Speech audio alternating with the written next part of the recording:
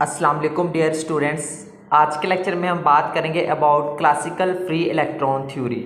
Students, सबसे पहले हम क्लासिकल फ्री इलेक्ट्रॉन थ्योरी का इंट्रोडक्शन देखते हैं, बाद में जो है वो हम इसको डीपली एक्सप्लेन भी करेंगे।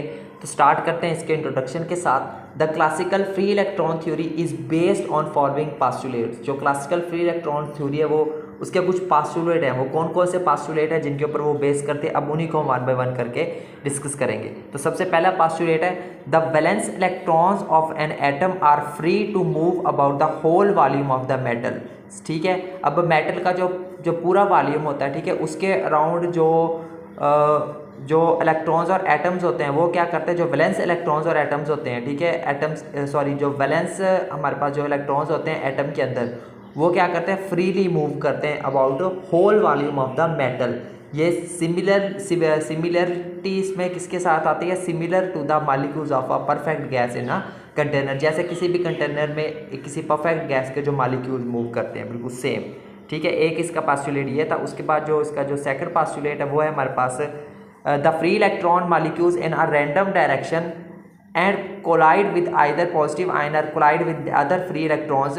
ठीक है, अब जो फ्री इलेक्ट्रॉन्स होते हैं वो मूव करते हैं रैंडम डायरेक्शन में और वो कोलाइड करते हैं पॉजिटिव आयंस के साथ, ठीक है, या फिर दूसरे फ्री इलेक्ट्रॉन्स के साथ। All the collisions are elastic in nature. जितने भी कोलिजन्स होते हैं वो इलास्टिक होते हैं in nature. There is no loss of energy and momentum. वहाँ पे एनर्जी और मोमेंटम का लूज नहीं होता। नेक्स्ट है जी हमारे पास यहाँ पे the momentum of free electrons obeys the laws of classical kinetic theory of gases. जो फ्री इलेक्ट्रॉन्स का जो मोमेंटम होता है, ठीक है, वो ओबे करता है classical kinetic theory of gases के लॉज को। नेक्स्ट है जी the velocity of electrons in a metal obey classical Maxwell Boltzmann distribution. जो इलेक्ट्रॉन्स की जो मेटल में जो इलेक्ट्रॉन्स की वेलोसिटीज होती हैं वो ओबे करती हैं क्लासिकल मैक्सवेल बोल्ट्जमैन डिस्ट्रीब्यूशन को। नेक्स्ट है जी when electric field is applied to the metal. जब किसी भी मेटल पर इलेक्ट्रिक फील्ड को अप्लाई किया जाता है, the free electrons are accelerated in the direction. अब जो फ्री इलेक्ट्रॉन्स होते हैं वो उस डायरेक्शन में जो है वो एक्सेलरेट करना शुरू हो जाते हैं। ऑपोजिट किस डायरेक्शन में, opposite to the direction of applied electric field. उस अप्लाइड इलेक्ट्रिक फील्ड की ऑपोजिट डायरेक्शन में। नेक्स्ट है the mutual repulsion among the electrons is ignored. जो उन इलेक्ट्रॉन्स के दरमियान जो म्यूचुअल इन रिपल्शन होती है उसको इग्नोर कर दिया जाता है, so that free electrons move in all the directions with all possible velocity. तो इस तरह से जो फ्री इलेक्ट्रॉन्स है वो तमाम डायरेक्शन में मूव करते हैं तमाम वेलोसिटीज़ के साथ। ठीक है स्टूडेंट, तो उसके बाद है जी हमारे पास यहाँ पे नेक्स्ट ये है in the absence of electric field the energy associated with an electron at a given temperature T is given as। तो अब्सेंस में जो हमारे पास जो उसकी जो इलेक्ट्रिक फील्ड की जो अब्सेंस में हमारे पास जो एनर्जी होती है associated with electron at temperature T, उसका फार्मूला क्या होता है हमारे पास, E बराबर होता है 3/2 kT के बराबर होता है। ठीक है, so it is related to the kinetic energy. Kinetic energy से कुछ इस तरह से ये रिलेट करता है। ठीक है, तो ये कुछ फार्मूलाज याद रखने हैं। उसके बाद है जी हमारे पास success of classical free electron theory.